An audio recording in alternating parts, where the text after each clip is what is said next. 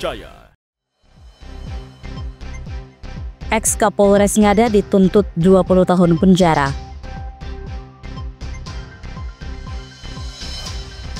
Aksi demonstrasi jelang sidang tuntutan kasus ex-Kapolres Ngada.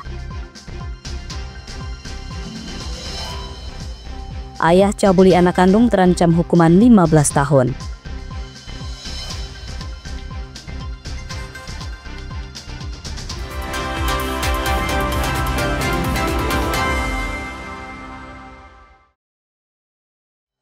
Halo saudara, apa kabar Anda hari ini? Kompas Plobomora kembali hadir di hadapan Anda.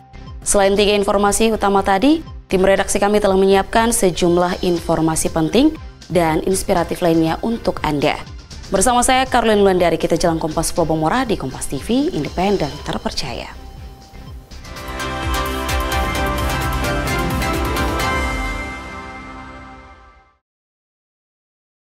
Kita ke berita pertama, saudara. Sidang pembacaan tuntutan Jaksa Penuntut Umum kepada ex-Kapolres Ngada Fajar Widya Dharma Lukman Sumaatmadja diwarnai aksi demonstrasi sejumlah aktivis di Kupang. Masa aksi meminta terdakwa dituntut maksimal atas dugaan kasus asusila terhadap anak di bawah umur. Sejumlah aktivis melakukan aksi demonstrasi di Pengadilan Negeri Kupang, Nusa Tenggara Timur, jelang sidang penuntutan kasus asusila dan dugaan kasus TPPO oleh ex-Kapolres Ngada. Aksi demonstrasi ini dilakukan karena para aktivis khawatir ex-Kapolres Ngada dituntut ringan atau tidak sesuai dengan konstruksi kasus yang didakwakan. Selain itu, masa aksi menuntut pengadilan mengawasi para hakimnya agar dapat memutuskan kasus ini secara adil, tanpa ada intervensi dari pihak manapun.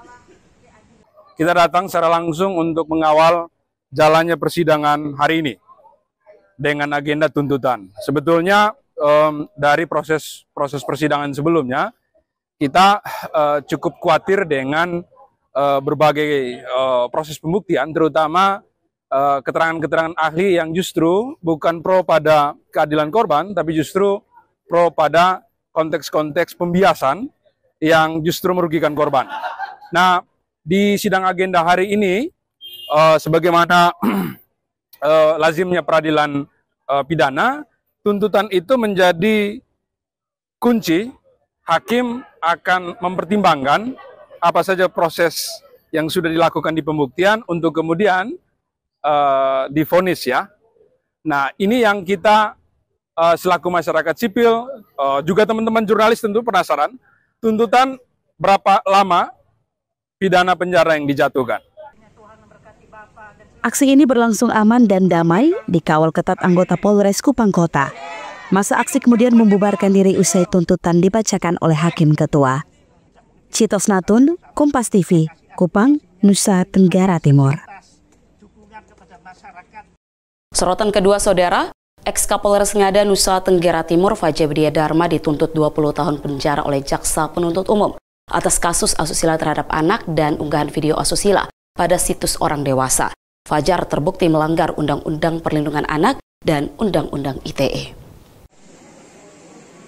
Dalam sidang penuntutan di Pengadilan Negeri Kelas 1A Kupang, Jaksa Penuntut Umum Kejaksaan Tinggi NTT menuntut maksimal ex-Kapolres Ngada Fajar Widya Dharma kurungan penjara selama 20 tahun dan denda sebesar 5 miliar rupiah.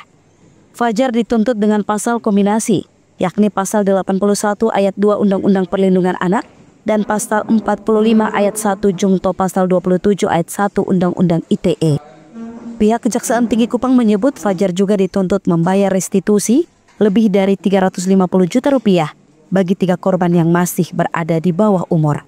Tuntutan ini dibuat maksimal, pasalnya Fajar tak pernah mengakui perbuatannya.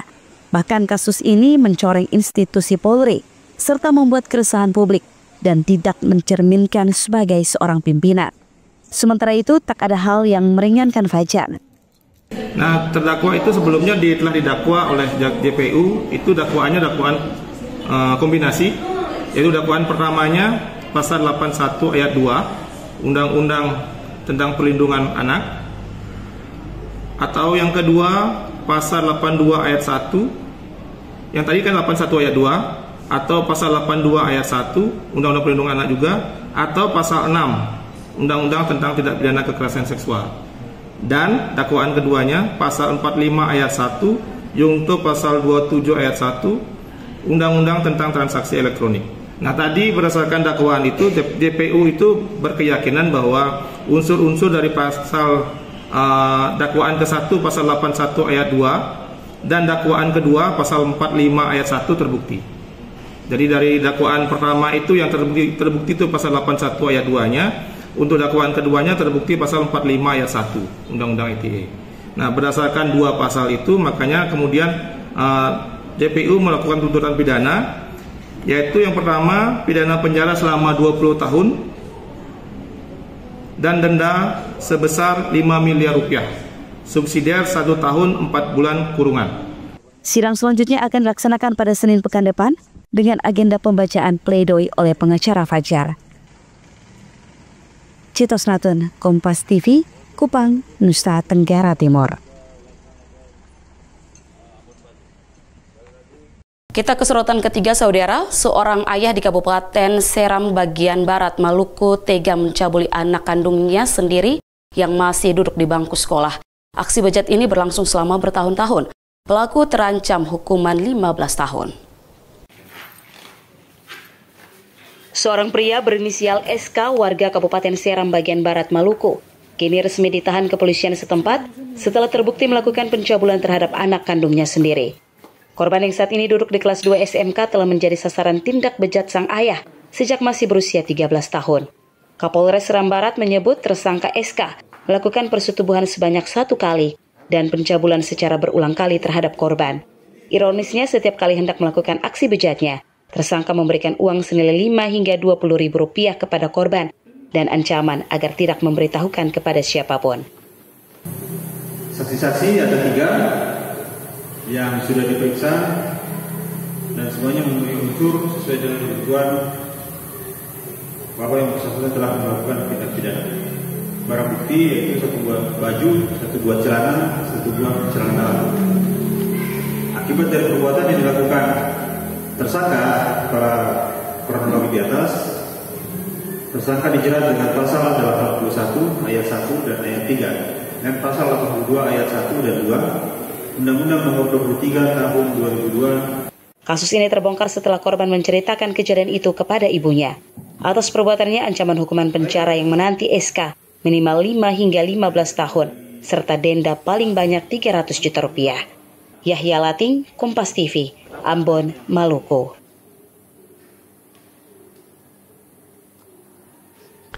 Jangan kemana-mana saudara, karena setelah jeda kami akan kembali dengan informasi menarik lainnya dalam Kompas Plobomora.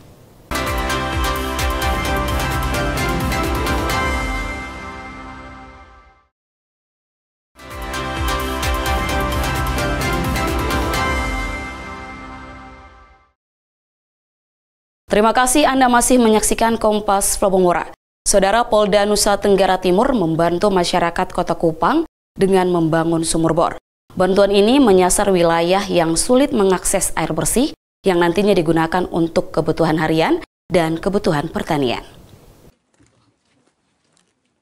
Bantuan sumur bor oleh Polda NTT diresmikan langsung oleh Kapolda NTT di 3 kelurahan yang ada di Kota Kupang yang selama ini sulit mengakses air bersih, terutama di puncak musim kemarau ini. Kapolda NTT menyebut telah membangun 20 sumur bor yang tersebar di sejumlah kabupaten di Nusa Tenggara Timur. Nantinya Polda NTT akan terus membangun sumur bor sesuai permintaan warga.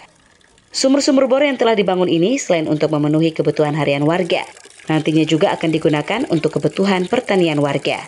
Selain sumur bor, Kapolda NTT juga memberikan bantuan sembako bagi warga yang berada di sekitar lokasi sumur bor. Kami sudah membangun hampir 40 sumur bor di seluruh wilayah Provinsi Nusa Tenggara Timur, dan ini adalah sumur yang ke total hampir semua 20. Kita akan bertambah lagi tergantung kepentingan dari masyarakat. Tentunya tujuan kami adalah ingin membantu masyarakat tentang pemenuhan kebutuhan terhadap air. Itu sudah di wilayah mana saja Bapak? Sudah menyebar ya, sudah sampai TTS, TTU, Nagekeo, Kupang Kota, Kupang Kabupaten. Nanti masih tambah lagi, karena kita inventarisir lokasi-lokasi mana yang memang membutuhkan sumur bor tersebut. Untuk penentuan titik-titik sumur bor sendiri apa? Dari masyarakat. Dari masyarakat. Dari masyarakat. Dari masyarakat komunikasi ke langsung. Ya, langsung ke Polsek atau ke Polres, baru nanti mereka lapor ke Polda, kita turun untuk menyiapkan sumur bor tersebut. Termasuk di kelurahan ini juga bukan hanya satu ini aja. Kalau memang ada lagi lokasi yang perlu, akan kita bantu buatkan lagi. Seperti tadi sebelumnya di Kelurahan Liliba. Itu sampai kapan Bapak nanti bantuan ini akan terus? Sampai seterusnya, sampai saya menjabat di sini. Ya. Kehadiran sumur bor ini sendiri menjadi angin segar bagi warga. Pasalnya selama ini untuk memenuhi kebutuhan air bersih, warga mesti membeli air tangki. Sementara untuk kebutuhan mandi dan cuci, warga terpaksa harus menggunakan air kali. Warga berharap pemerintah kota bisa mengambil bagian dalam penyediaan air bersih bagi warga dengan membangun jaringan air hingga ke rumah-rumah warga. Cetos Natun, Kompas TV, Kupang, Nusa Tenggara Timur. Kita ke informasi berikutnya, Saudara. Permintaan SKCK di Mapolres Kota Kupang, Nusa Tenggara Timur mengalami peningkatan. Polisi pun menambah loket guna mempercepat pelayanan bagi warga.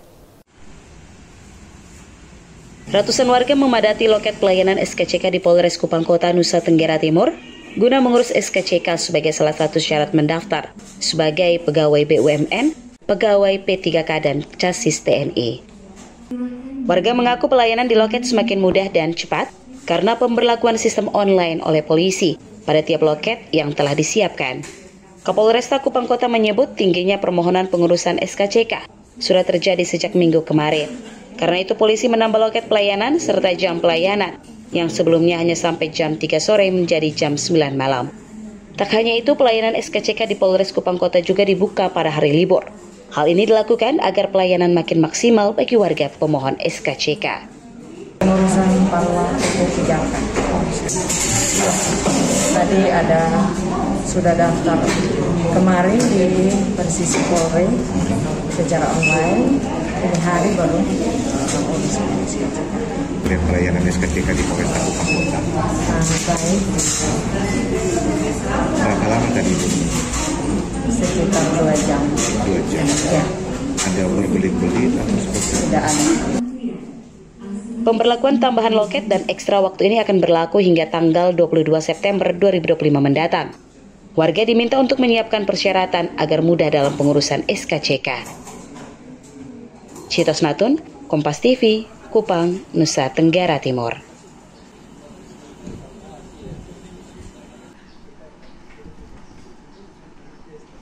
Informasi berikutnya, Saudara.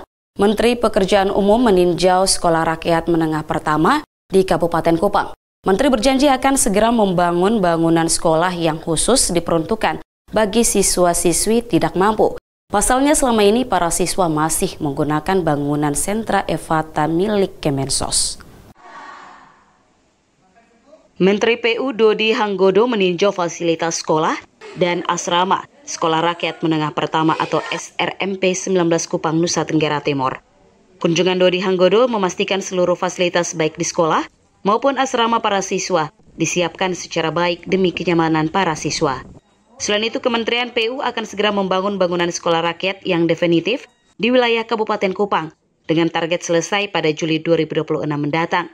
Pasalnya selama ini sekolah rakyat masih menggunakan fasilitas Kementerian Sosial. Dengan fasilitas yang tersedia sekarang, 100 siswa sekolah rakyat merasa senang dan semangat belajar. Para siswa berterima kasih kepada Presiden Prabowo yang telah memberi kesempatan belajar bagi anak-anak, khusus dari keluarga yang berkekurangan. Sore ini saya diberi kesempatan oleh Ibu Kepala Sekolah untuk mengunjungi SRMP 19 di Kupang. Ini adalah program persiapan yang kita siapkan untuk sekolah rakyat sebenarnya yang sedang kita mau bangun sekitar 60 meter dari sini. Itu lahannya lebih luas, fasilitasnya lebih mantap.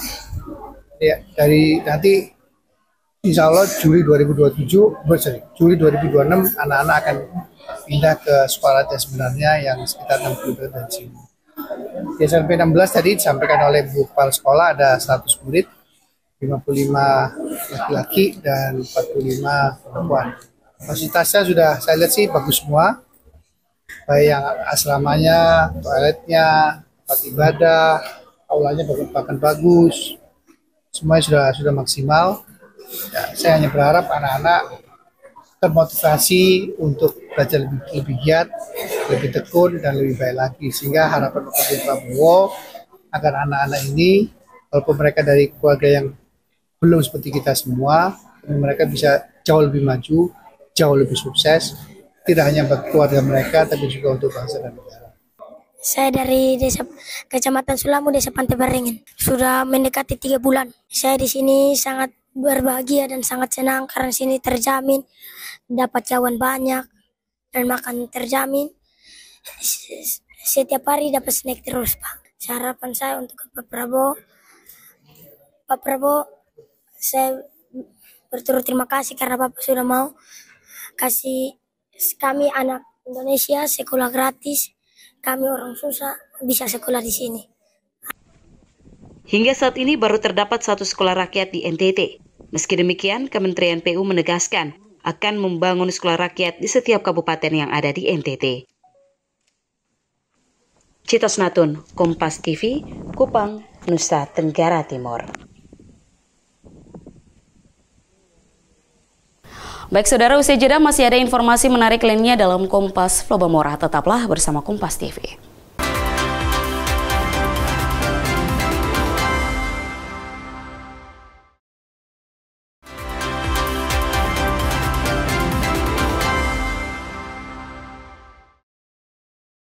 Terima kasih Anda masih menyaksikan Kompas Flobamora. Informasi selanjutnya saudara, banyaknya pengaduan masyarakat dengan maraknya penggunaan strobo yang tidak semestinya di jalan raya. Ditlantas Polda Sulawesi Selatan menata kembali penggunaan strobo atau lampu isyarat kendaraan agar sesuai dengan peruntukan yang diatur dalam undang-undang. Ditlantas Polda Sulawesi Selatan mulai menata penggunaan strobo atau lampu isyarat kendaraan agar sesuai dengan peruntukan yang diatur dalam undang-undang.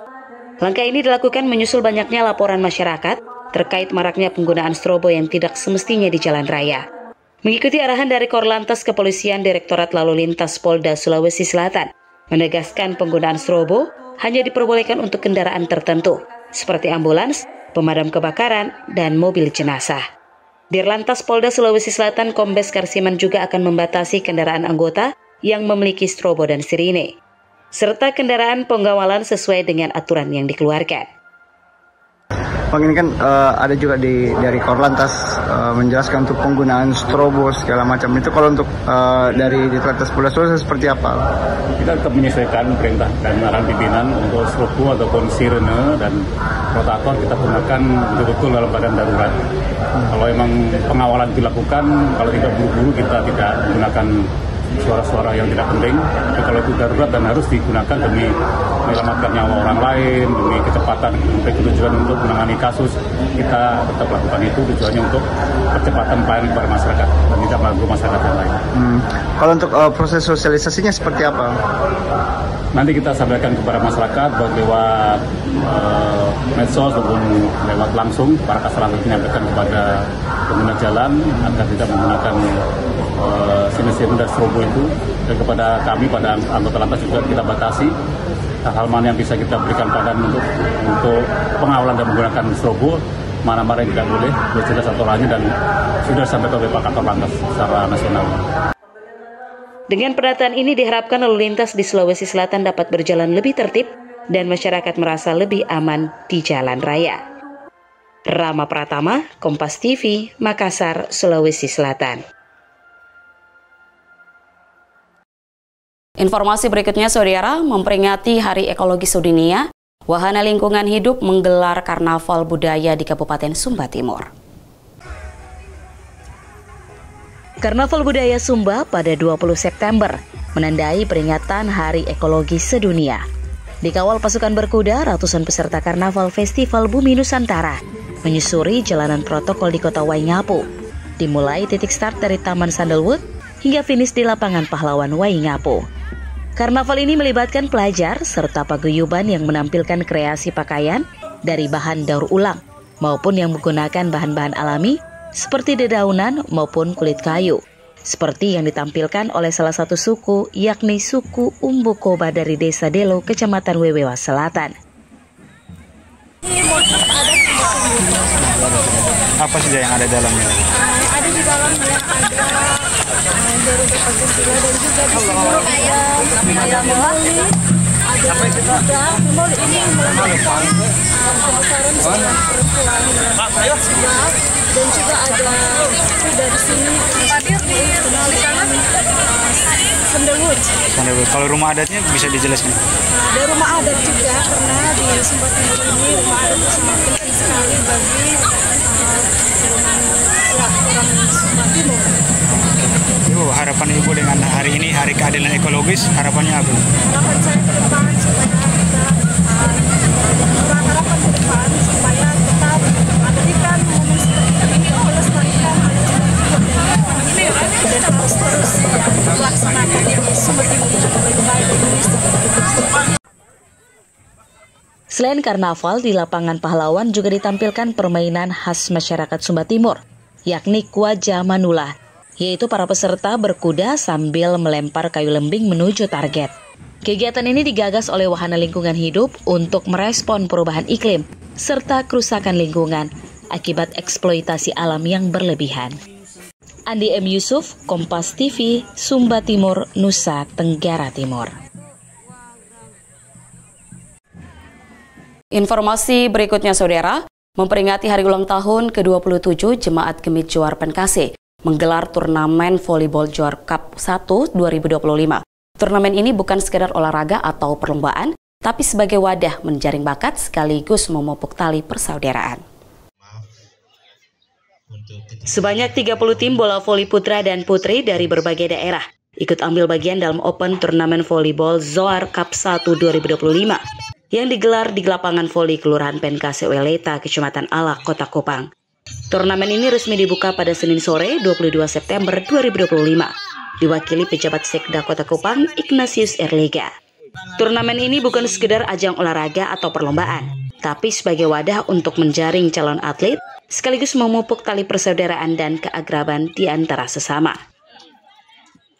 Ya, ini juga kan kita dalam kaitan dengan membina tadi yang ditanyakan bibit untuk PON 2028, ya, dan juga kegiatan lain yang skalanya bukan skala kecil atau skala daerah, tapi bisa juga skala besar. Rencananya kami sudah bikin Cup 1, berarti pasti ada Cup 2.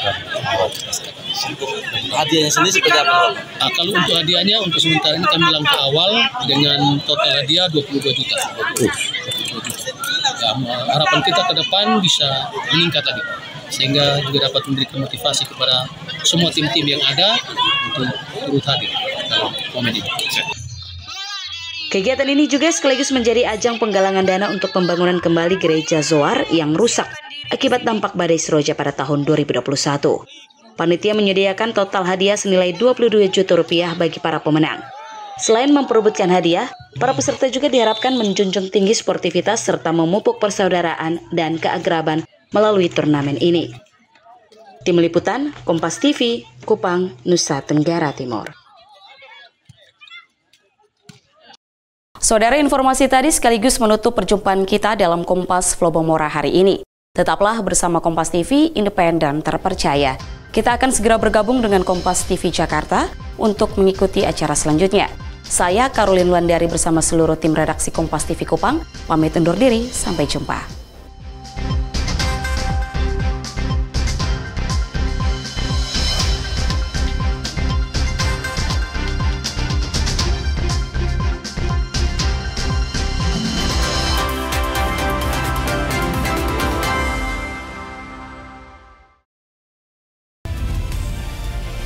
Kompas TV, independen, terpercaya.